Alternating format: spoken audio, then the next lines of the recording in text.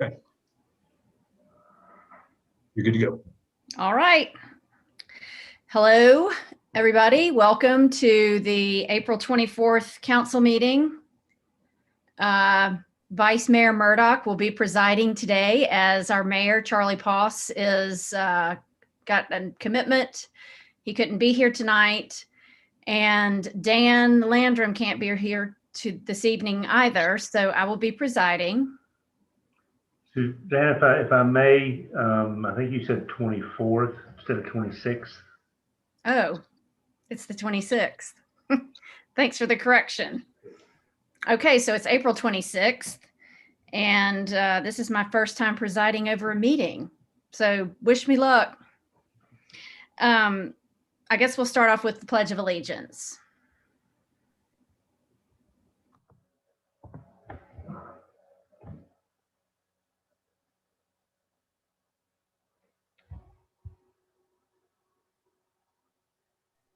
Hands, one nation, under God, indivisible, with liberty and justice for all.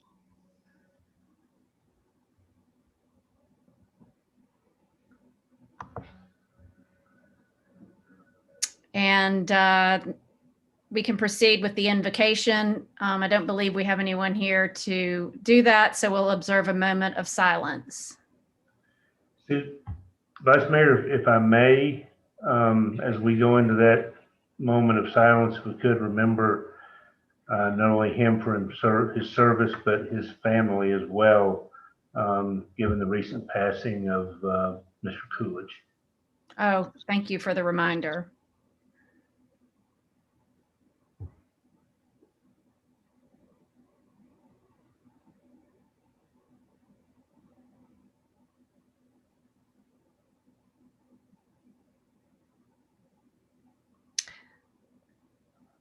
All right, Carol, you want to proceed with the roll call, please?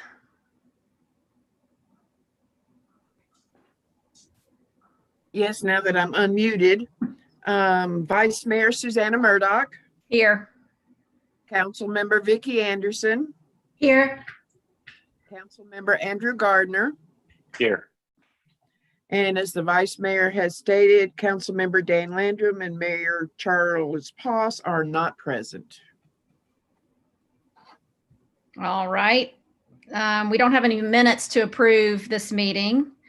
So we'll move on to the next item, which our Hamilton County Assessor of Property, Marty Haynes, is going to give us some information tonight regarding reassessment.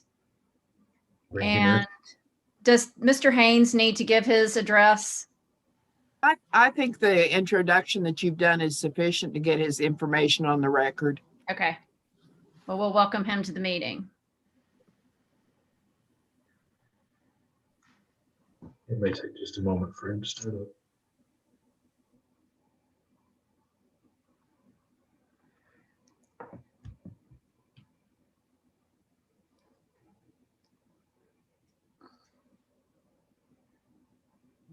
I think you're on mute. Sorry about that. My that's okay. Apologies. Trying to, I am much more technologically aware than I was 6 months ago. So I think we all are. Yeah, unfortunately, yeah. I think we all have more meetings now because of Zoom than we did pre-COVID. So that's okay. Thank you, Marty Haynes. Thank you for allowing me to join tonight, and I will be brief. But I did want to cover 2021 is a reappraisal year for Hamilton County, as it is for 25 other counties across the state right now. And there are a lot of questions. What is it? How does it work? What's it about? And it is simply a review. The process of home sales is what we'll talk about primarily tonight. And how we arrive at values. We don't just drive down the street and pull numbers out of the air. We use and track comparable sales. And for tonight's purposes, only in Signal Mountain. Granted, your residents pay property taxes to both Hamilton County and to Signal Mountain. And that tax rate in both cases will be altered at the end of this. It will be reduced. The county average value increase is about 25%. And for Signal Mountain, it looks like it's going to be a little bit less than that. Residential sales over the last 4 years have been somewhere around 18%. I am going to do my best to share some information. So bear with me on this as we try to get through. Let's see if I can share this. And that is the first screen that I want to. So you know who I am, know what my job is, and this is for you. Particularly, this is the state law that states that a reappraisal of property values does not increase your tax revenue. This is a revenue neutral process. At the end of sometime near the end of July, you will receive a certified tax rate that we have submitted to the comptroller's office. They review all that, and they will send us back a true certified tax rate. At that point, it will be up. And what that does is provide the same property tax revenue for Signal Mountain in this coming budget year that you're to equal the budget that you're in right now. So you won't receive any new dollars exclusive of new construction that has taken place in the current budget year. So for most residents, they will pay about the same, maybe slightly less in property taxes on Signal Mountain. So, but I just wanted you to see the state law. And then I don't have the history for Signal Mountain, but it appears just from, I have it, I just didn't provide it in a spreadsheet. It looks like most of the time you have accepted the certified tax rate. I don't remember whether you did in 17 or not, and that's your business and not mine. That's whatever you determined is necessary to operate your government. How do we arrive at value? That's the biggest question we get. There are 150,000 residential properties, as you see, in Hamilton County. We track comparable sales. And those are qualified sales. And the definition of qualified is basically anything that's an arm's length transaction. We review sales as far back as 17, 18, 19, and 20. We don't pick up anything for 2021, even though I've got some information I'm going to share with you about 21 in just a minute.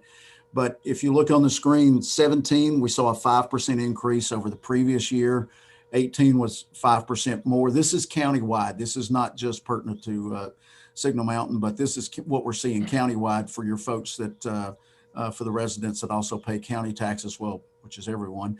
And then 19 was an 8% increase over 2018. And then last year, we saw 11% increase over 2019.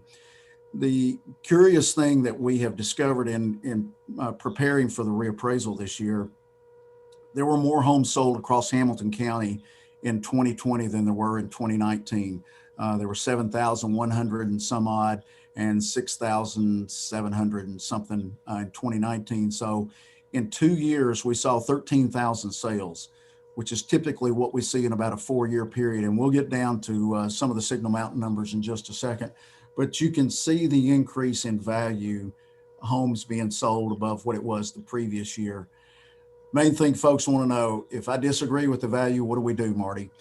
Main thing is they can call our office. And I believe everyone, if you see this gentleman behind me, and this is Jake Wiegand, he works Signal Mountain. He and his partner, Brian Gormley, they've worked that area together now for the last couple of years. But the main things folks want to do, if they have a question about even if it's just a simple question or they want to dispute the value, they can call us at 209-7990. That is the hotline for appraisers. They stay on the phone every day between 8 and 5. We're available. We take calls, we take emails, as you see at assessor@hamiltontn.gov. There's one other thing that I did not put in this slide that I should have. When you go to our website, hamiltontn.gov/assessor, or if you just go to hamiltontn.gov and scroll down to the bottom of the page, you'll find us. And we have a link now. When you put your address in, it will show you the comparable, it'll show you the sales from 2020 of homes near yours. And you can make it as close as, a 1/10 of a mile, and you can spread it out as much as 10 miles, I think is the top end. So you can narrow the search to the number of bedrooms, square footage, whatever the case may be, that's pertinent to your property. And that's important for folks. And it's been really helpful for us, for folks to look and see where do we arrive at those numbers. And we only have 2020 on the link right now. We don't have 17, 18, and 19. We hope by the time we get to this in 25, we'll have all 4 years available for the 25 reappraisal. And quickly, I'll touch on this and not bore y'all with a lot of details. We're in the middle, we are finishing the 2021 plan, but we have already submitted the 2025 plan. So it's coming again in 2025. The state has approved it. I present it to the county commission on Wednesday of this week. And every expectation is that they will accept the plan. And all the plan does right now, it has nothing to do with values. It just shows the county how we will work each map. We have maps, each part of the county is mapped, and how we will work that, how many parcels we will review in each year. And that's what that is. That next little highlight is the County Board of Equalization. They meet every year in June, and this is important for the public to understand. As values increase, particularly as they did 17, 18, 19, and 20, we are set at the 2017 value. So the value we are setting now in 2021 will remain the same unless you make a change to your property. If there's a physical change or a change in ownership, it will remain the same through the end of 2024. If for some reason this hyperactive real estate market that we're in right now, if it starts to decrease, and we see home sales start to decrease, we can't lower the value. It is the responsibility of the property owner to call us and report to us. Even though we will have knowledge of those sales, they need to report to us, hey, the homes in our neighborhood are selling for less than what they were in 2021. And they can, we have, at that point, we can reduce it. That's state law that the property owner has to provide for us information that shows a decrease in their value. So if there's any questions about that, again, feel free to call us. And they are, I think, Jake, you told me that there have been about 500 phone calls, not just from Signal Mountain. They work Signal Mountain all the way to Soddy Daisy out to Sail Creek to the north end of the county. So we've received, out of 30,000 notices we've sent out, we've received about 500 phone calls and probably a couple of hundred more emails on top of that. So the next slide, this is the number of parcels, residential parcels that we report for Signal Mountain, 3,352. With a total value of 317 million. You can read all the numbers. That 16% increase, that is over previous values. For some folks, that is a 17 value. For others, it is a 19 value.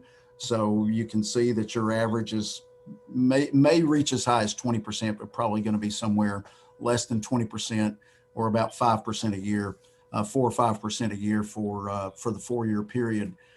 We show 88 commercial properties, 14 million plus dollars in value, 27%, I'm sorry, increase in value there. Multi-use it could be part commercial, part agriculture. It could be part residential, part commercial. It's a mixed use. We show 6 properties there with $12 million value. And then exempt, those are municipal buildings, churches, anyone that files for an exemption from property tax. That is approved by the state and not by our office. The only thing we do is help assist you in getting the application to the State Board of Equalization. They approve all exempt properties. That is something that we don't, the only thing we do is monitor it after the state approves or disapproves, and then we check the square foot of the buildings or the size of the property on that. Any questions before I jump down to this last little slide? Kind of zip through that, but it's pretty much self-explanatory. Y'all can figure this out pretty quickly. Okay, let me see if I can get the next slide up. So hang with me just a second. If I lose you, let's see if this brings it. Ah, here we go. Can you see the screen? It's got year 2019. Is this? Nope, it's not. Okay. New share. Well, let's see if I can do that. Ah, here we go. Let's see. Oh, I got to press the share button. Sorry about this. Do you have a new screen now that shows 2019 number of sales? So this compares 2019 at the top to 2020. This is just the number of sales in Signal Mountain. So we had 8.94, almost 9% more sales on Signal Mountain within the town limits in COVID year of 2020. And I will tell you that my grandchildren now live on Signal Mountain in one of those 195 sales. So I will be a more frequent visitor to the mountain than I have been in the past. It has nothing to do with my son and my daughter-in-law, but it's all about the grandchildren. Yep. So, yeah, exactly. Quickly, you can see the median sales price, and I won't go through all this. It's relatively self-explanatory, or it is. The main thing to look at, just from an interest from our standpoint, moving forward, if you look down at 21, we've already had 36 sales, and that is, I believe, Jake, that is current through today. Do we believe so? Yes, sir. Or maybe through Friday of last week. Let's go through Friday of last week. Sales price, the median sales price is not as high as it was for 2020. The average sales price is down just a little bit, but the value of sales, we're already at 15 million for this year. And the average sales price is rolling higher than it was in the past by about almost 10%. So again, home values are on the rise, continuing to be on the rise in Signal Mountain, which is obviously one of the communities that folks want to live in Hamilton County. It's one of the primary spots that folks want to move to. So I will be quiet. I've zipped through that. And if you have any questions, I'll be happy to take those now. And if you come up with any later, I'll be happy. Just shoot me an email or call the office. We'll be happy to talk to you. All right. Marty, I do have a question. Okay. I've got my reassessment. I'm not going to Okay. state any numbers, but just to use it as an example and make sure I understand it in case Sure. I need to explain it to someone. So on average, the average, you're saying it's revenue neutral. So I guess the rate applied to the assessment is going to go down Correct. everywhere. Yes, sir. Yes, sir. And for Signal Mountain as a town going to be revenue neutral? Yes, exclusive of new construction. And I don't know how much new construction you've had last year. Yeah. If you had some new home sales or new home construction that were sold last year, you would benefit from that. And I'm not sure that we have those numbers just yet. That's some of the stuff that we will work out between now and July with the comptroller's office. I'm looking that's 20. That's old information. I'm not sure what your current tax rate is. Is it $1.80? I don't know. I won't say. This is a public meeting, and I don't know the exact number. But so if the town is going to be revenue neutral on existing yes, homes, and I think that was around a 13% increase. okay. And if I calculate mine, it's like 27. Does that mean I'm proportionally going to get I'm going to pay more, and then other people that maybe got a 5% assessment would be paying less? That would be correct. Yes, sir. That would be correct. Now, that 27% will be about the average for Hamilton County. So your county taxes would remain about the same. You may pay slightly more in Signal Mountain taxes. Okay.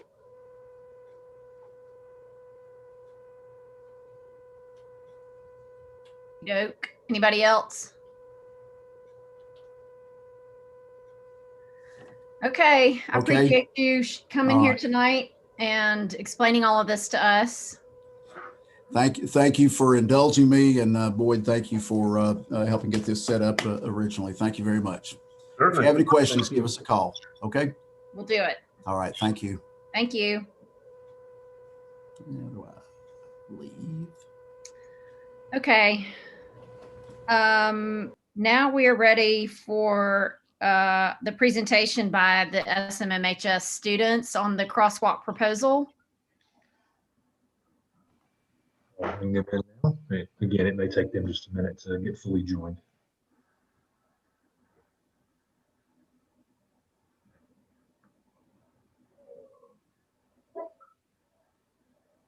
Hello.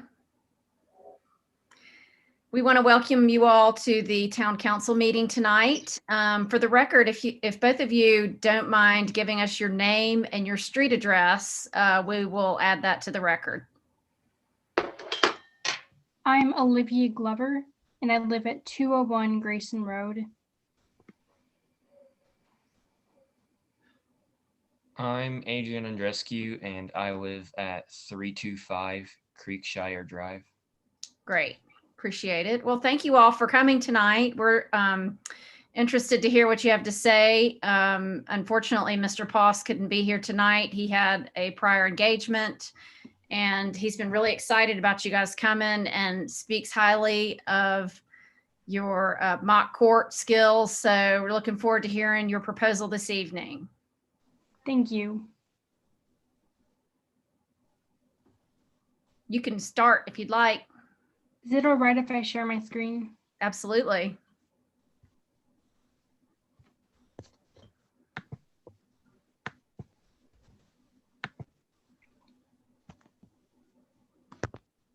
We came here to discuss a placement of a crosswalk near Pruitt's with you. Awesome. Can you see that? Yes, we can.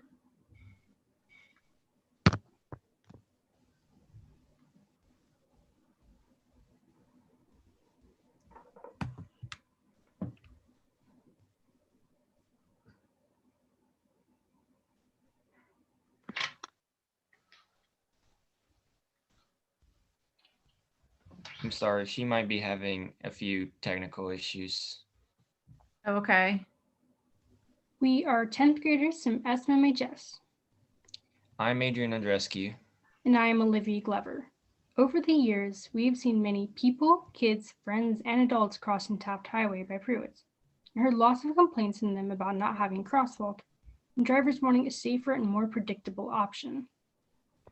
Deaths and accidents due to car-related incidents happen constantly in Tennessee. Speeding and reckless drivers are factors in nearly 23% of motor vehicle crashes.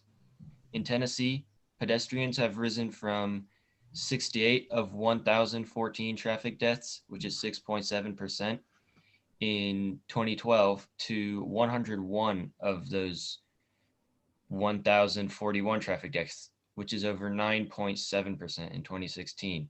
And as of May 26th, pedestrian deaths account for 45 of 380 traffic fatalities, which is 12%.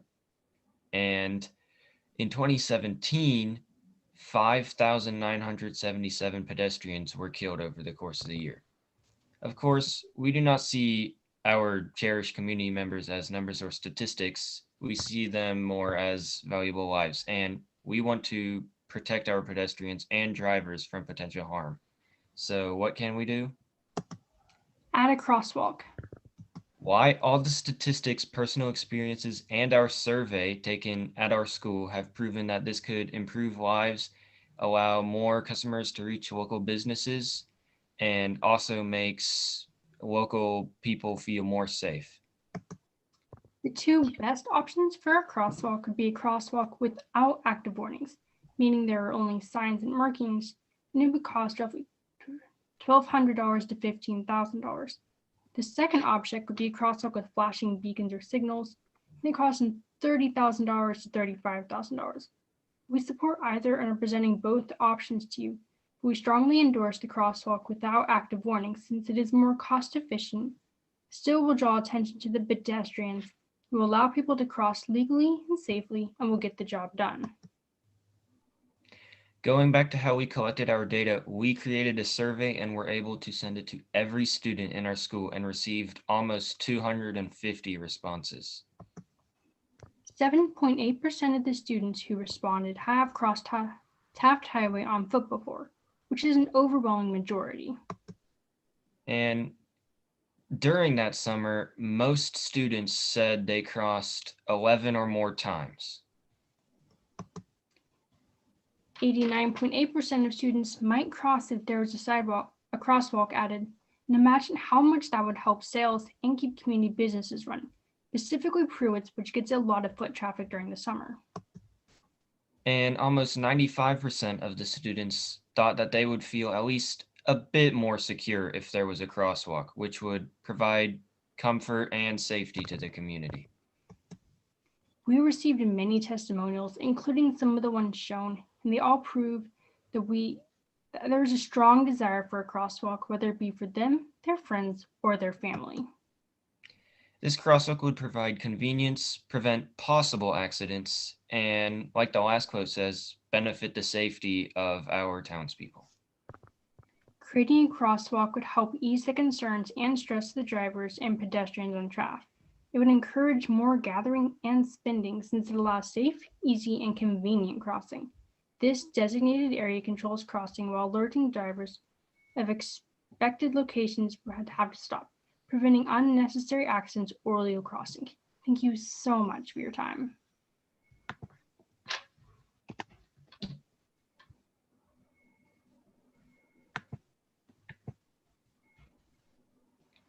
That was an excellent presentation. Thank you all so much. We talk a lot about connectivity up here on the mountain and sidewalks and crosswalks and making our town center more accessible for everybody, especially our young kids whose main methods of transportation are on foot or bicycle.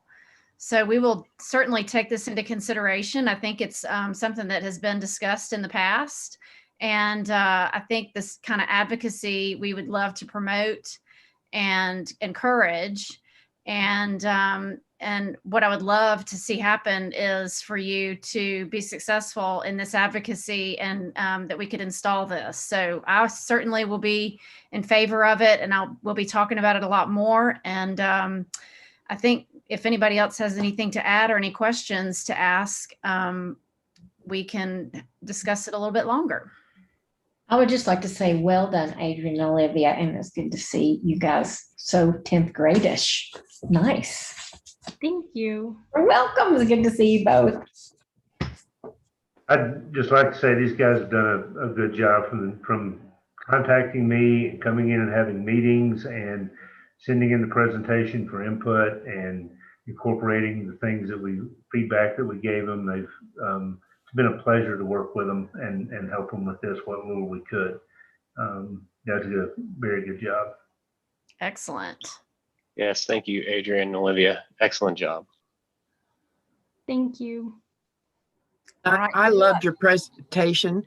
I don't know, Boyd, do you have the final presentation available where I can include it in the minutes, or Olivia, could you forward that to Mr. Veal so that we can include that presentation in our minutes? That would be very helpful. Yeah, I have the earlier version, but I don't think I have the final. So if you guys could send that to me, I'd appreciate it. That'd be great. It's on my school email, so it will take a second for me to send it to you. Well, that's fine. That's not a big rush. I think the data that you collected was really interesting to see. And it's, you can kind of speculate about that kind of thing. And I've always wondered, but to really have some concrete examples of what students' concerns are is extremely helpful, and is definitely something that needs to be part of our regular dialogue. So hopefully this is just the first of many kind of presentations that you all will be thinking about coming to us with. And I think it would be really good too, because we have a lot of folks that work out at the gym back over there at the old middle school, and people could walk across the street far more safely to get there. And I think that's a great idea. So I'm all in. This is great. Yep. All right. Well, thank you all so much for coming and talking to us. You're welcome. Thank you for having us. Good luck at the end of the school year. Thank you. Okay. The next item on our agenda this evening is for citizens' opportunity to address the council. Do we have anybody who would like to speak with us this evening? No, ma'am, we do not. No one requested to speak. All right. Okay, let's move on to ordinances. This first ordinance is an ordinance amending section 12-1101 of the Signal Mountain Town Code to give the administrative hearing officer the power to hear violations of locally adopted zoning codes. So I think this will be a continuation of a discussion, but this is the first reading of the ordinance. I think did we vote on it last time? We did. This will be the second read. This will be the second reading on this That's right. ordinance. I'm sorry. And we're looking at basically adding that's correct Mhm. Yes. to the ordinance. Yes. I'll motion to approve. Second. All right. We've got a motion and a second. Do we have further discussion?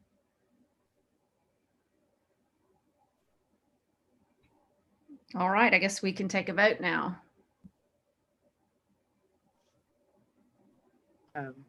Vice Mayor Susanna Murdoch, Yes. Councilmember Vicky Anderson, Yes. Councilmember Andrew Gardner. Yes. All right. It passed 3-0. Okay. This ordinance is amending section 18-107 of the town code to establish fees for special services performed by the town of Signal Mountain Water Utility. This is the first reading of this ordinance, and I think Boyd can give us a further detailed explanation about what it contains.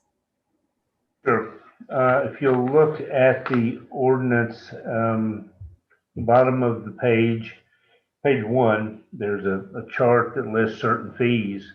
The last two, portable meter / pool fill and portable meter usage contractor, we're adding.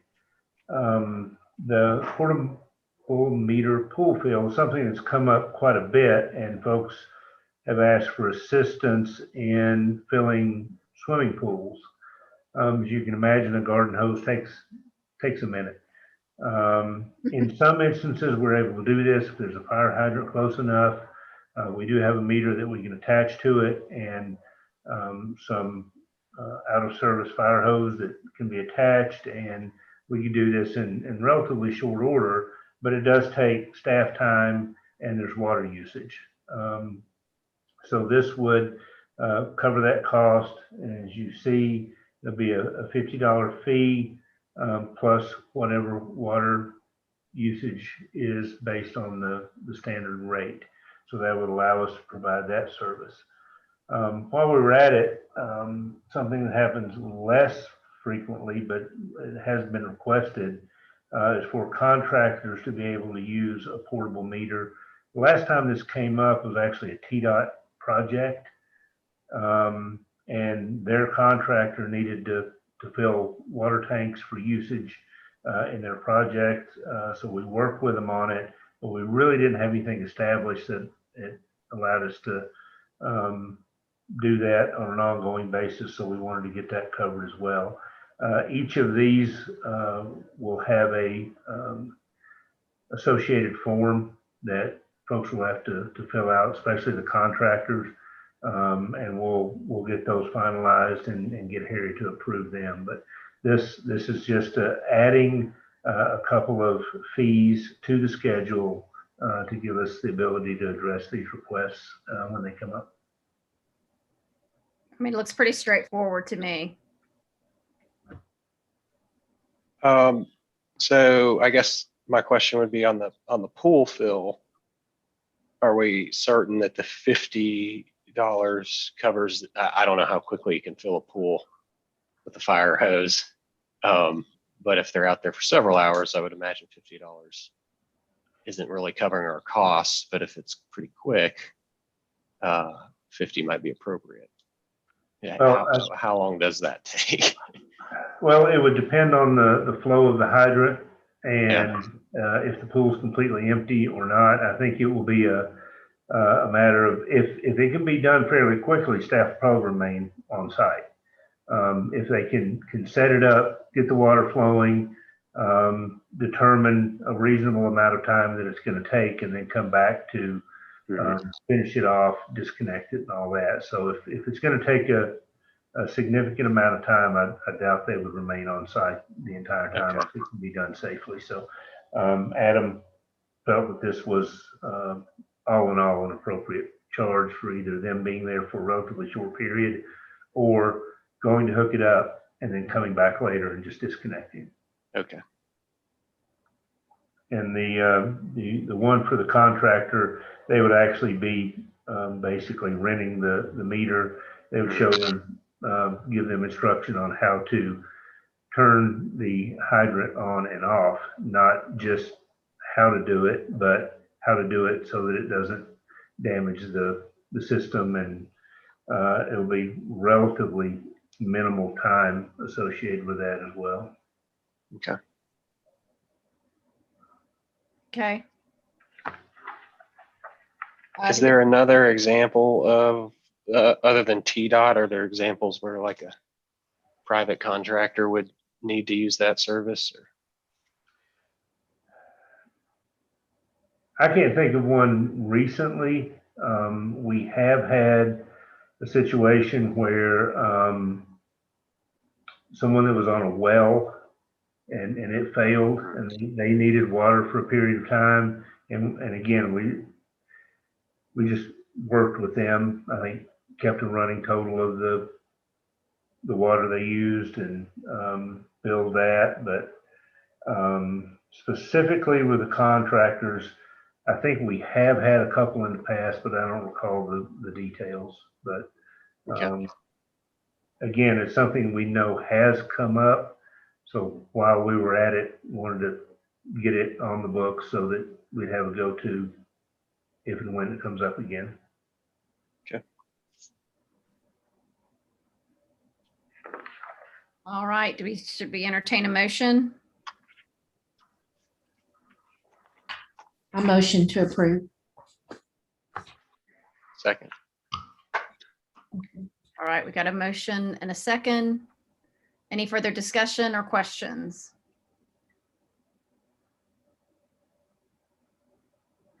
No, Andrew asked my question, so I'm good to go. Okay. You want to do a roll call, Carol? Vice Mayor Susanna Murdoch, Yes.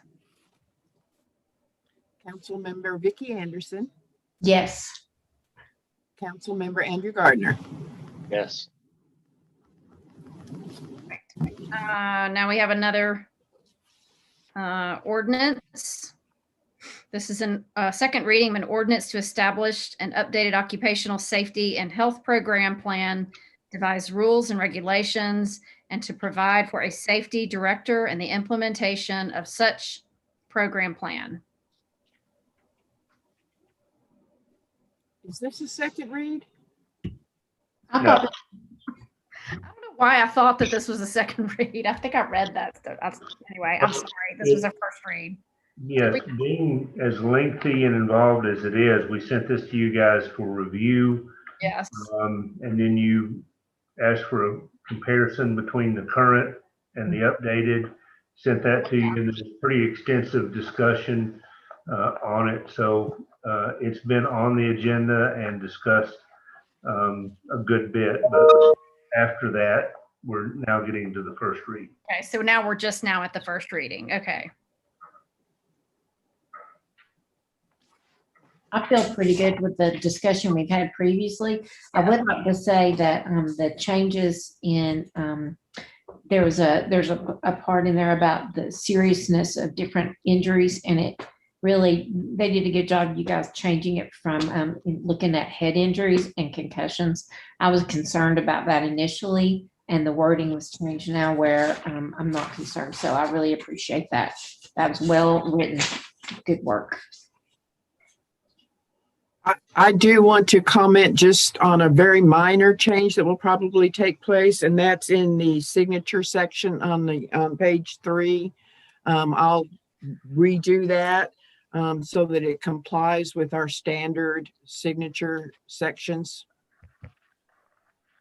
Okay. I'm sorry, I didn't catch that.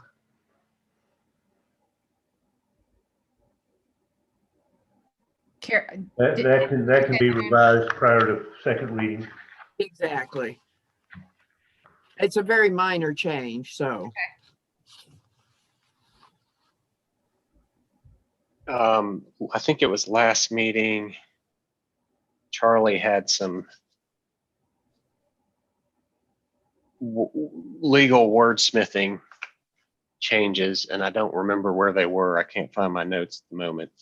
Have those been addressed? They have, yes, sir. Okay. It was two changes, one of which occurred a couple of different times, and both of those were changed to the recommended wording.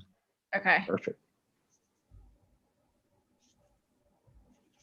One of them was right off the bat in section 1. It was where it talks about the occupational safety and health program plan. We added hereafter referred to as program plan. Yes. And then removed any other reference where it was referred to in full. And then the other was there were some places where someone was named an inspector and others it was compliance inspector. We changed that to simply inspector to meet what's in the definition section.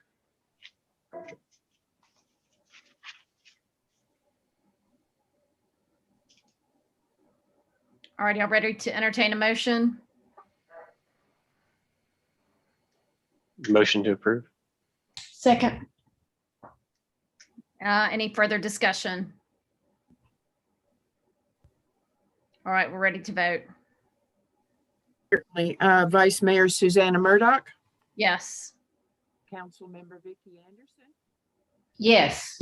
Councilmember Andrew Gardner. Yes. Okay, that takes care of the ordinances. So the next phase of the meeting is for our discussion. And the first item on this portion of the meeting are stormwater fees. Initially had planned to go into a little more depth, but with the mayor and Dan out, I think really just an introductory overview of what we're dealing with.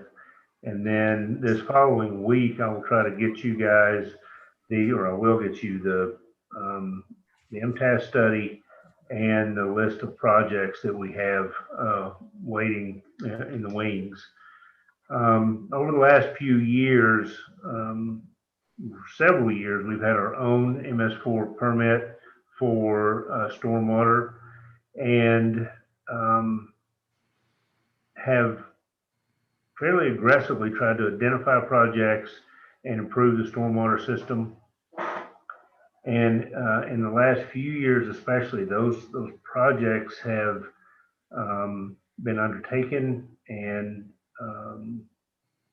the improvements made, and all the while identifying additional projects that are coming up. So the issue we're seeing is that initially the stormwater fee that was set, I'm thinking like 11 years ago, if memory serves, has not been updated. And the rate at which the projects are being undertaken is outpacing our current revenue stream. And we asked MTAS to come in and look at this as they did with the water utility. And given the projects and the capital plan that was presented, basically they indicated that our fee could pretty much double to cover those costs. So it is significant.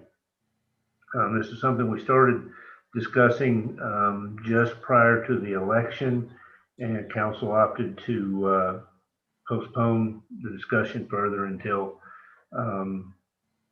the new members acclimated a bit.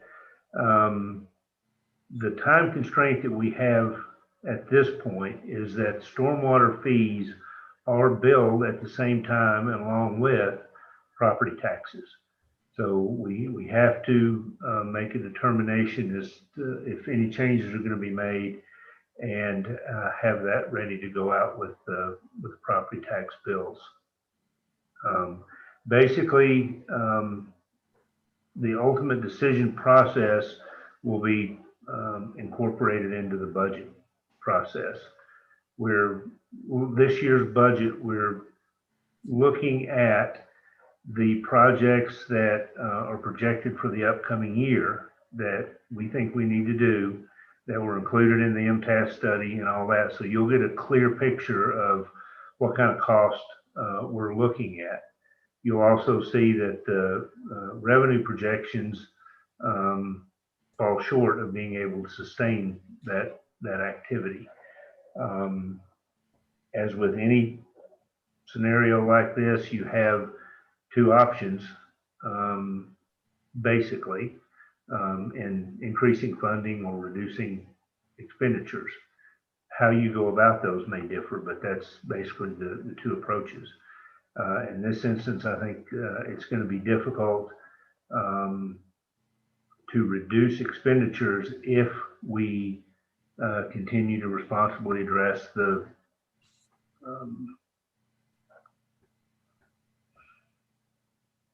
dire, in many cases, needs of the work that needs to be done to the infrastructure. We literally have some areas where roadways are starting to show signs of failure because of stormwater utility infrastructure failures. So a lot of this stuff has to be addressed, and that again, that'll be part of the budget process. So this coming week, I'll send the MTAS study. I'll send you the capital plan that lays out all of those projects that are in need, as well as some equipment requests, so that you'll have that well in advance of the budget meetings, and have time to ask questions or request additional information if you'd like. I will say that one of the things that a lot of municipalities, a lot of jurisdictions are hoping, in terms of the federal grants that are being pushed out, is that the use of those funds will be expanded, or there will be clarification, and in fact it already is allowed. Those funds are very limited in use, and ultimately they're restricted to infrastructure repairs for water and sewer, along with some directly COVID related things. But for most places, that's what it'll boil down to. And a lot of municipalities don't have sewer or water utilities. So how useful those funds are going to be is in question, especially in Tennessee, I know, but feel that it's probably a national push from what TML has said, that a lot of places have stormwater utilities, but they don't necessarily have water or sewer. So if the definition of water includes stormwater, or the definition of sewer includes storm sewers, then they will greatly increase the ability of municipalities to use these funds. So we're hoping that's where it goes. Otherwise, we're looking solely at a local funding of these projects, and it's going to take a bit. So from these kids tonight came and made a case to us about a crosswalk. They're advocating for themselves. And I'd say that crosswalk would be very much in play. I mean, we've kind of already been talking about it as it is, but is there something that we could do to advocate for ourselves as a municipality to the state or the federal government to make the case for how funds for infrastructure could benefit us locally? I think on the national level, if you know someone at that level, it would never hurt. But I do know that TML is advocating for that either positive clarification or expansion of those uses on the federal level. Mhm. The state grant funds, the question with them, they could be used for a variety of things. It's a much broader usage allowed there. It's a obviously much smaller amount of money. And right now there's a move in the state legislature to reduce or remove that because of the funds that the federal government has pledged to local governments. We're advocating for that not to happen. I've spoken with Patsy Hazelwood and Bo Watson both. And because the state funds have broader application, and because some municipalities may not have a use at all for the federal funds, trying to see that doesn't happen. It may very well be that it is at least reduced. And we certainly have plenty of other uses for those funds. If the federal funds are restricted to infrastructure, we're hoping that they will just expand the types of infrastructure that they'll let us use that for.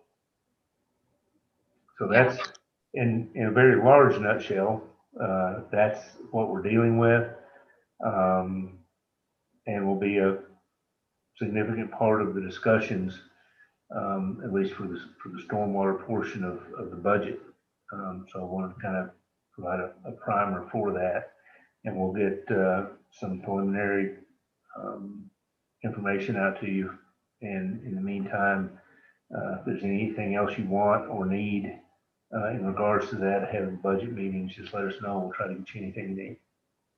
Are the fees that that taxpayers, and I should probably know this, but I'm asking it anyway because I don't. Is it a flat fee that's added to your tax bill, or is it based on the value of your property? It's based on the number of square feet of impervious surface that you have on your property. So if it can vary. If you have a $300,000 property, but you have a two-story house and a gravel driveway and nothing else, or you have the same value property, but it's all on one level, so it has a larger footprint, and you have a pool and other things, then that fee is going to be more. So you look at the amount of surface that you have that will not allow absorption of water and creates additional runoff. So it's really the character of the property more than the value. Okay. All right. Does anybody have any other questions or comments? What, I guess if we're dealing with an increase, or we're seeing an increase over time from when we assessed back 11 years ago or whatever, how much of that, I guess, is driven from, I don't think a lot of it's driven from personnel. Is it the cost of the materials are going up, or are we just doing more projects so we are using more material? What's driving the increase in cost? In the last few to several years, I would say it's both of those. As we've seen with really any kind of construction, cost has gone up considerably. And we are being more, I don't know if you want to call it aggressive or just conscientious in our efforts to address the issues with infrastructure. We talk a lot about, we've had the same discussions with water infrastructure and roads, and at some point there has to be a commitment to a effective level of addressing infrastructure, or you continually fall further and further behind and leave it for others to deal with. And so we're trying to address the most serious projects that we can identify first, of course, but really establish a process to reasonably address these projects that, I mean, again, just the projects we know about now will take years to address, and all the while there will be more projects that will be identified. So that's you obviously have some increase in personnel costs over the years, but really just I think our concerted effort to address issues and the fact that the cost of those projects is going up is the vast majority of the additional costs.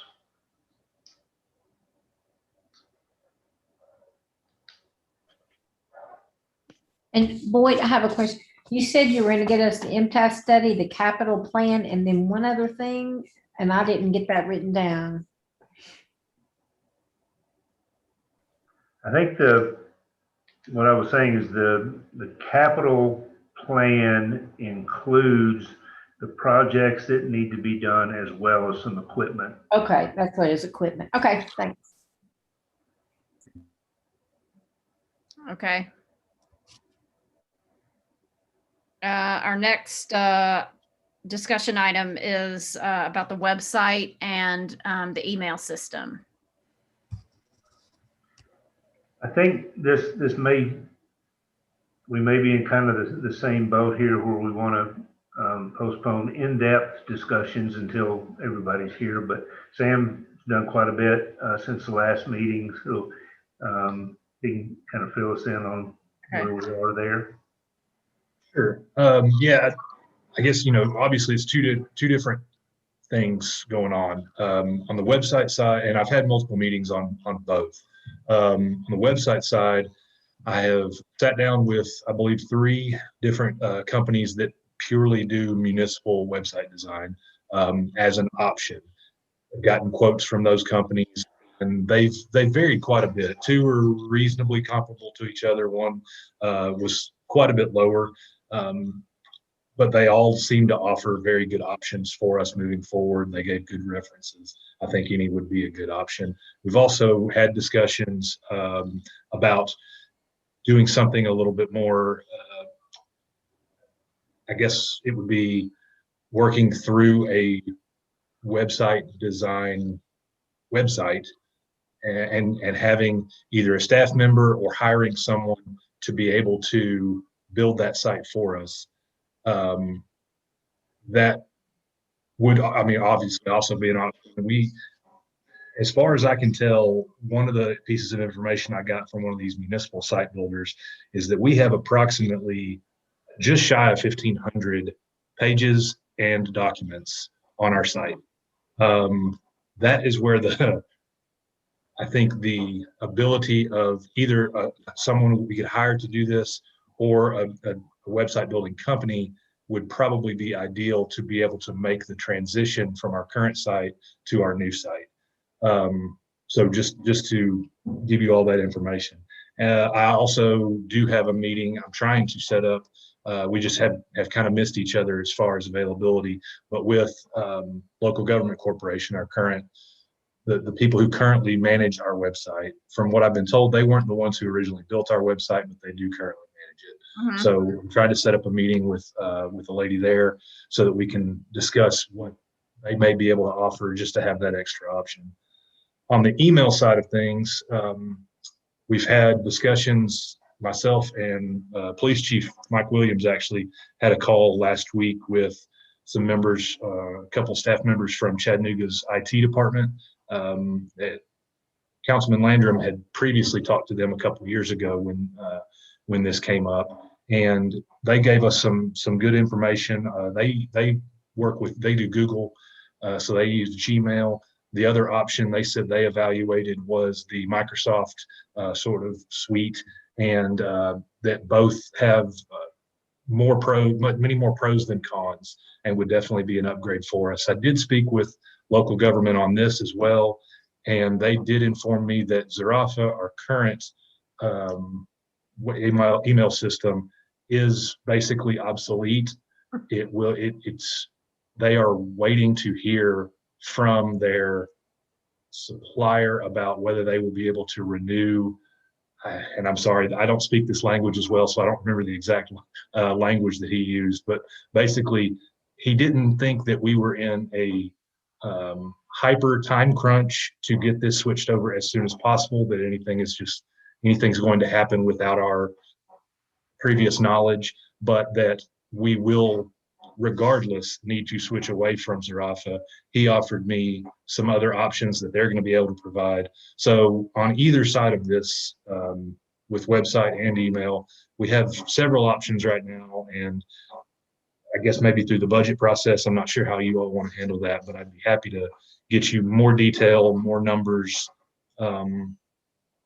I mean, Anything else you'd like me to look into, I'd be happy to do. I wouldn't be opposed to, seeing somebody come and give us a dog and pony show type, show us what they can do, show us what kind of sites they've built, how they function,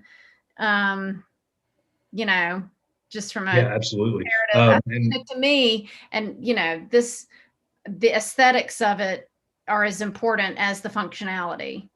So, even if a company is, really great in the in making all the, the wires connect, but the aesthetics to me are kind of an important component of it as well. And certainly the email interfacing with all of it is so important. And I think, it's obvious that our email system is like infected and has issues. So I think we'll all welcome a new email system. Sure.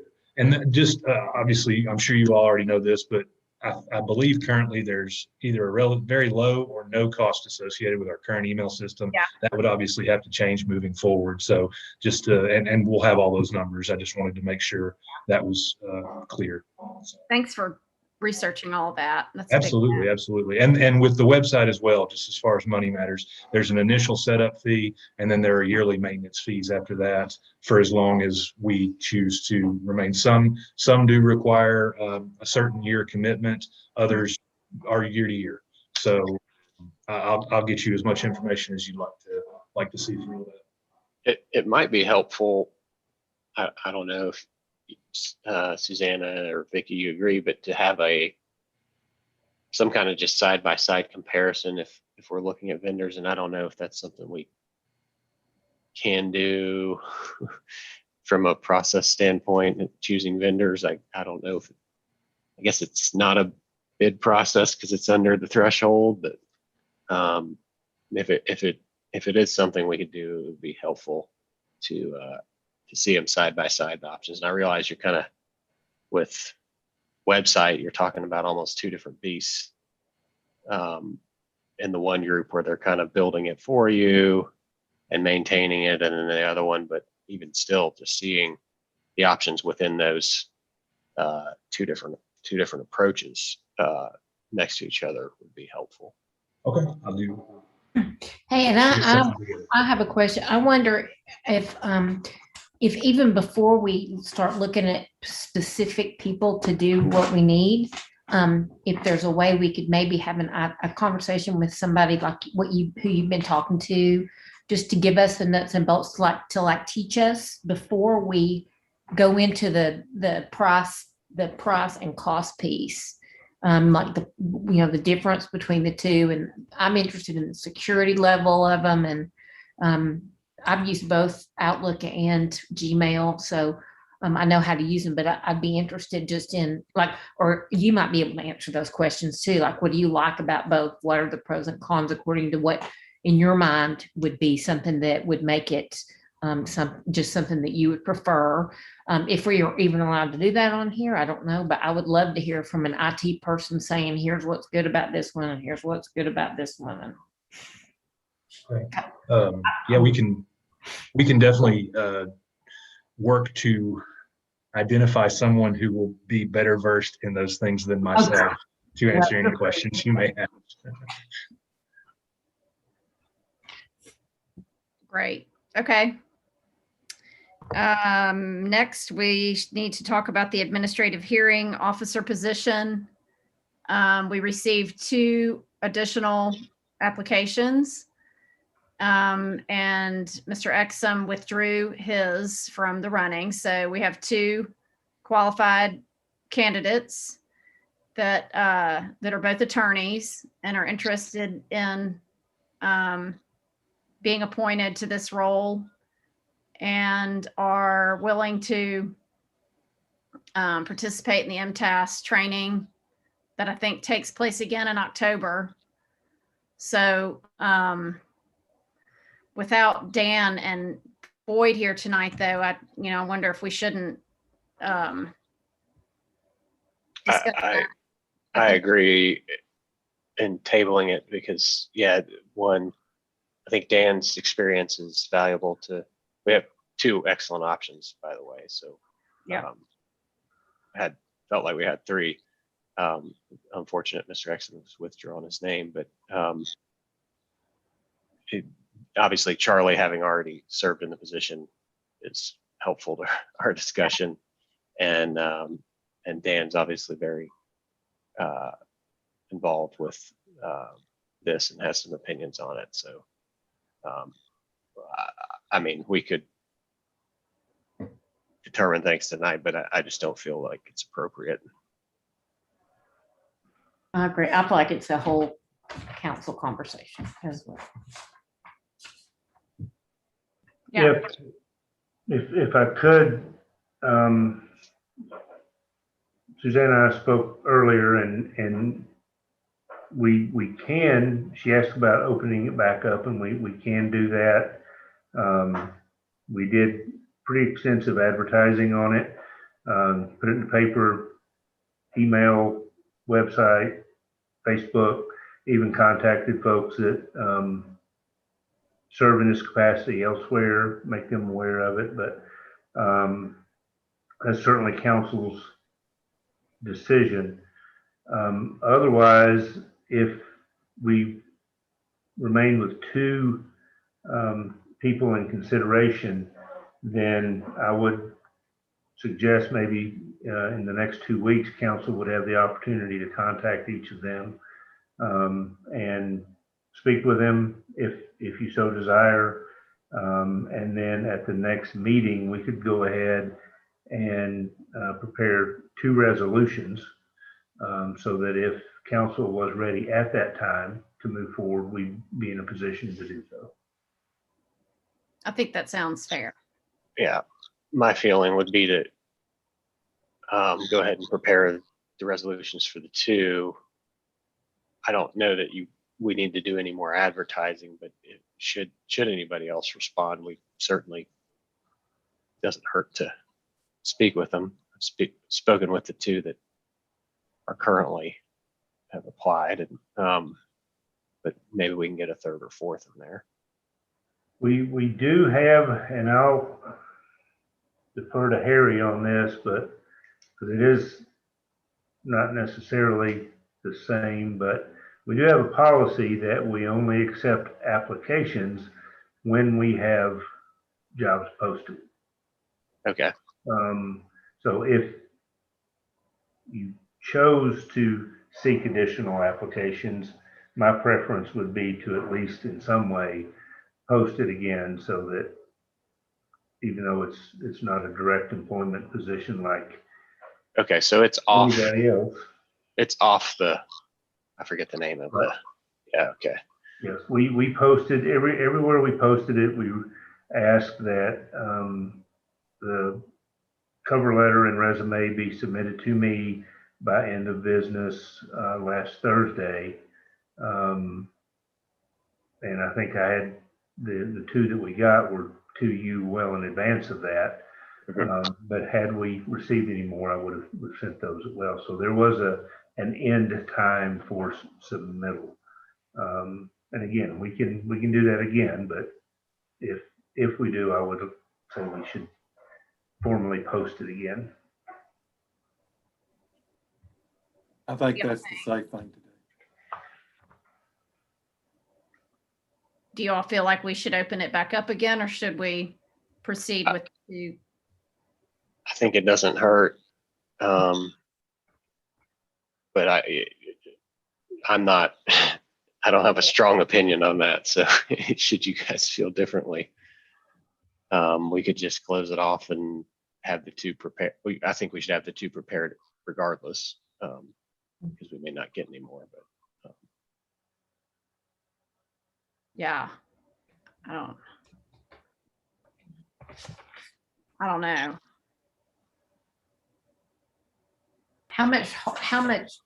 How hard would it be to open it back up? Just to see. Technically, it wouldn't be hard. This last time, even though it was for a relatively short period, to ensure that we covered all the bases, we actually put an ad in the paper, and all of that. So there would be a little bit of cost, and put another ad in if you want to do that. Otherwise, it would be a matter of putting it on the website and disseminating it more electronically. But I think maybe doing it electronically this time and not making an ad in the paper would be something that if we could do it, that would be great, just in case. I kind of agree. okay. Since we're taking the extra time anyway. Mhm.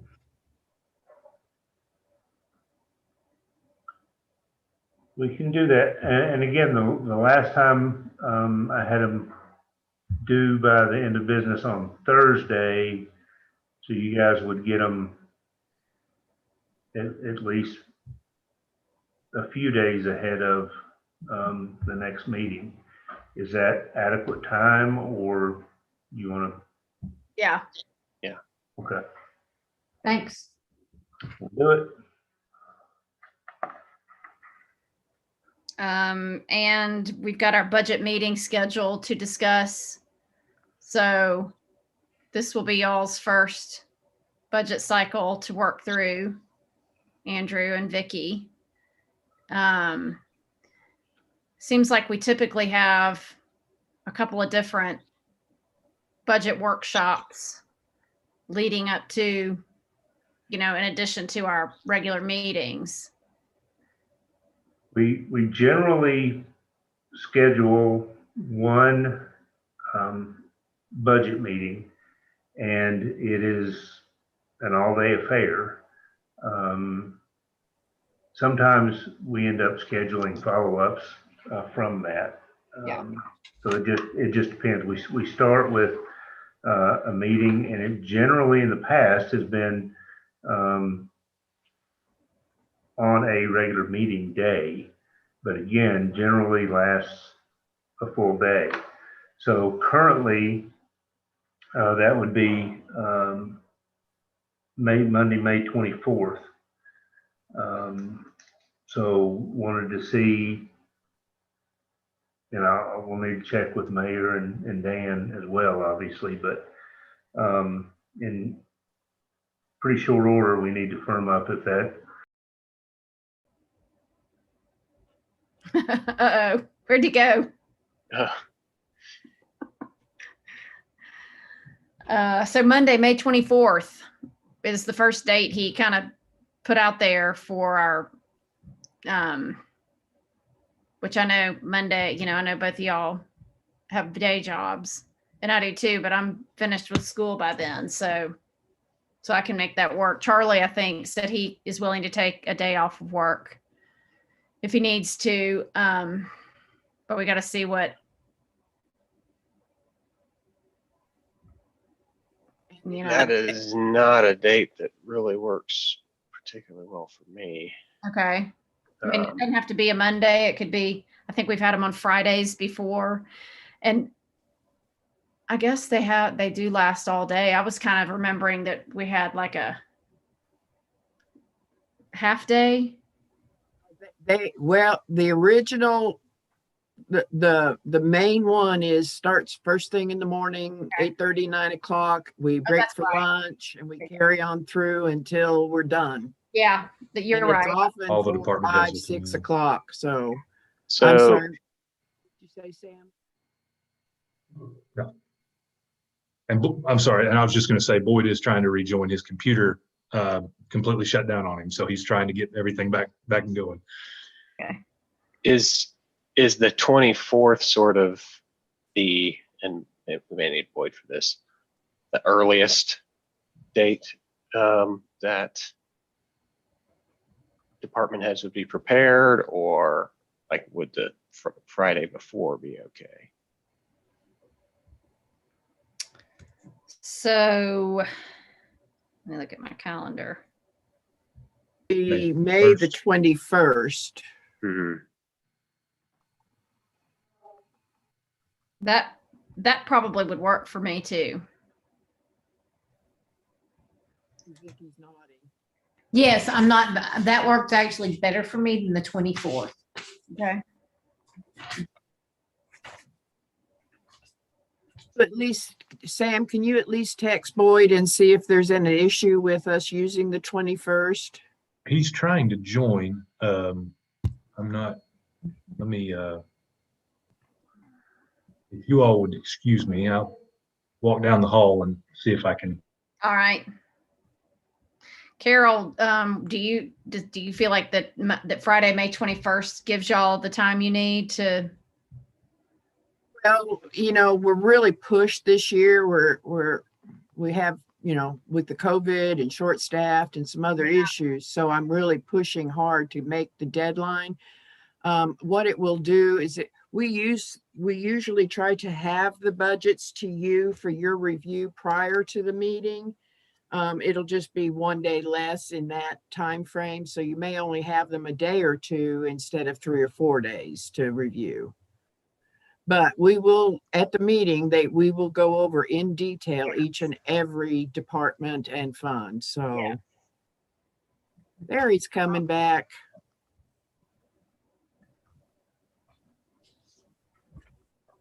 And I made him aware you all were talking about May 21st.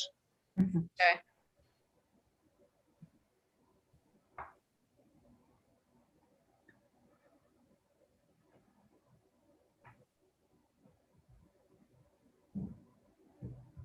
He and I may end up side by side with masks on here in a moment to finish out the meeting if his computer's not cooperating.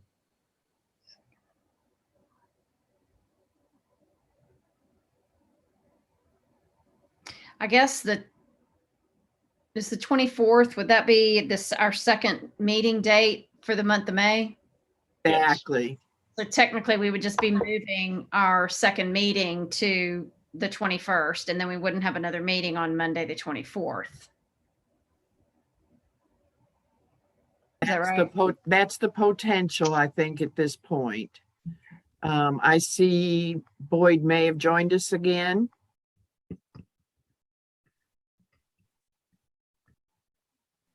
Yep. Okay, so the discussion is. That was interesting. You were just poof gone. Yeah. I'm still not sure exactly what happened. The lights are still on, so we paid the bill. I don't know. The discussion is revolved around having the all-day meeting on Friday, the 21st, and then not having a council meeting on the 24th. Okay. And does that give enough time? If we need to be looking at a later date instead, and I guess what Carol had mentioned is, well, it probably just means that 1 day less of having the materials before reviewing them with you guys. I have it on the budget calendar that the budget the town manager would submit the budget to the council on May the 19th. So that would only give you 1 or 2 days to review it. And we will, I think Carol actually kicked me off the meeting so she could keep me from doing this, but we'll see if we can't get it to you a little earlier than that. We will do what we can. Yeah, okay. But So. I'll tell you what, the 19th is fine if you promise to give me some spreadsheets. The probably for me being that on the my son graduates from high school, woohoo, thank God in heaven, on the 20th. So I won't, if it comes in the 19th, by the 21st, I will have zero time to review that, because I'll be being the proud mother of a child who is moving on in his life. But like I said, we will go over them in depth and individually at the meeting. So Yeah. Vicky, I mean, if we need to look at another date, I threw that one out there, but Well, see, the date itself is better for me than the Monday, looking at my daytime work. But it's just, but if Carol says I'll be okay by having it just a day or two ahead of time and coming in, if y'all won't yell at me if I don't know what I'm talking about. So worse than normal. So then I never know what I'm talking about.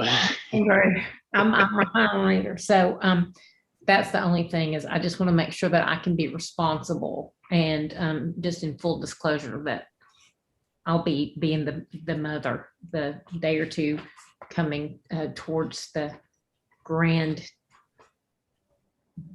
moving on of my child.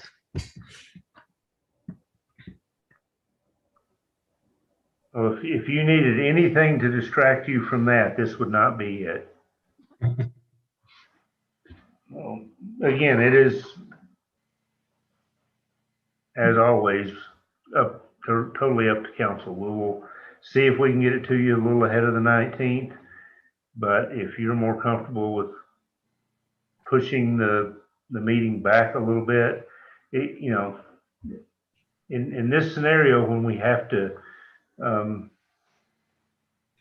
hit the end date, if at all possible, there's a little bit of time constraint no matter which way we move. So basically, whatever works best for you guys,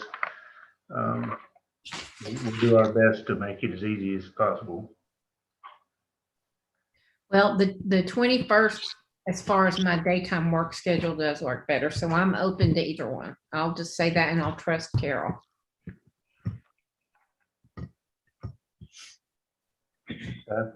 So if you guys are good with that, then I can check with the mayor and Dan, and then let you know as soon as I'm hear back from them. Okay. That sounds good.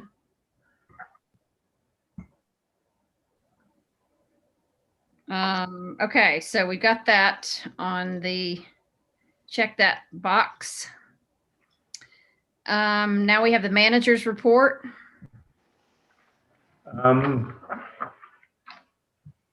Generally, the biggest thing, as always this time of year, is budget. Last week spent a good bit of time going over the departmental budgets.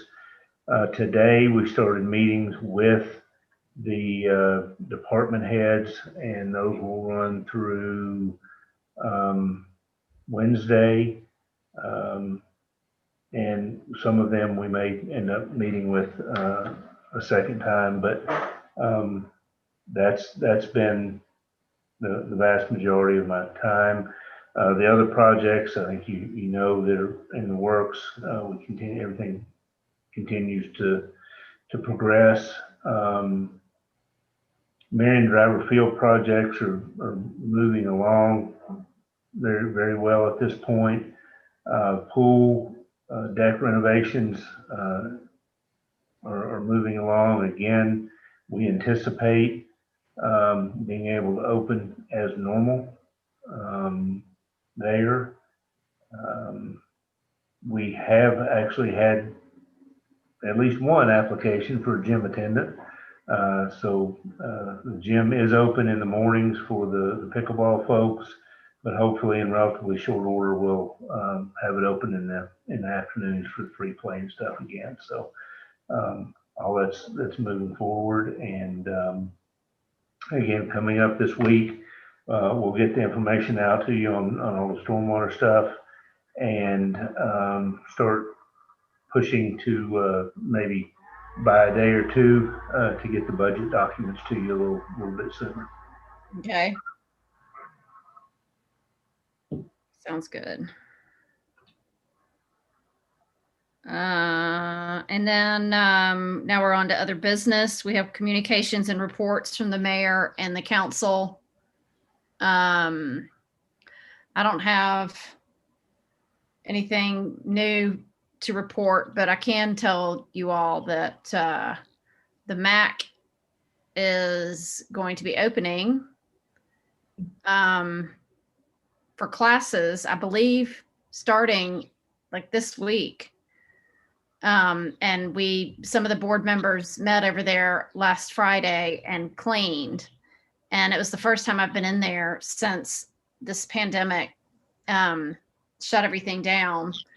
And I was overwhelmed at the amount of work that has happened up there. It looks just phenomenal. I mean, our town should be so proud to have that. It's just such an asset for our community. And with the completed work that's been done, I can see and imagine all kinds of exciting things in the future that can happen up there, both inside the, under the roof and on the grounds. I know they've got plans to build a big community garden with some raised beds.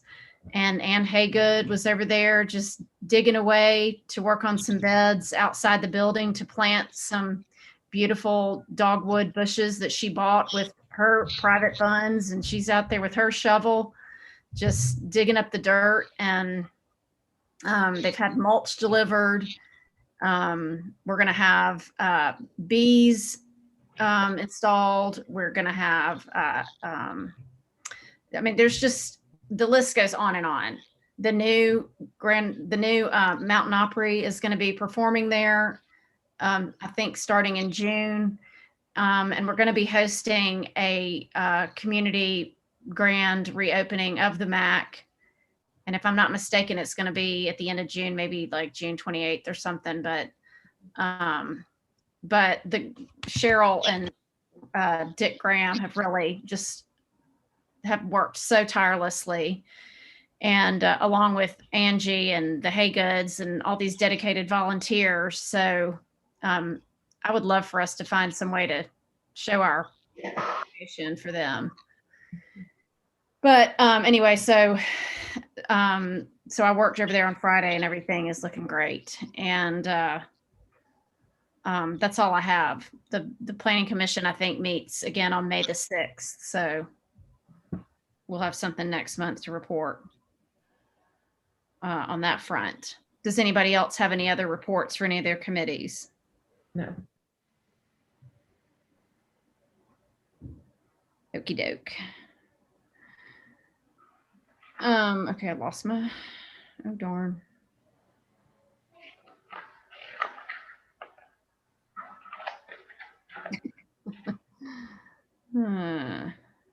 I've got the wrong document here. So what's next on the agenda? Tentative agenda for May 10th. Okay. Yes. I would just ask that we add, hopefully for next time, to be able to review the potential rec board ordinance, not as an ordinance, I would say just discussion item. I think we'll have all the information that was requested gathered at that point. Okay. In addition to what's on your draft, we'll likely have a resolution for striping of the roads that we just paved. And then I'll have the resolutions for the administrative hearing officer. I also want to point out that subject or absent some other action, the ability to meet electronically will expire in a couple of days. So Our next meeting will be in person here at Town Hall. And if anything changes, I'll let you know. But I just looked at the legislative update from TML and didn't see anything on there that would change that. There's one bill that would allow county commissioners to meet electronically, but only under certain circumstances and only twice a year. So that helps us none. But we will, at this point, plan on meeting in the House next time. Okey doke. Well, I guess we've covered everything tonight. Thank you, Susanna. Y'all ready to Thank you, adjourn? board. Yeah, happy to. Well done.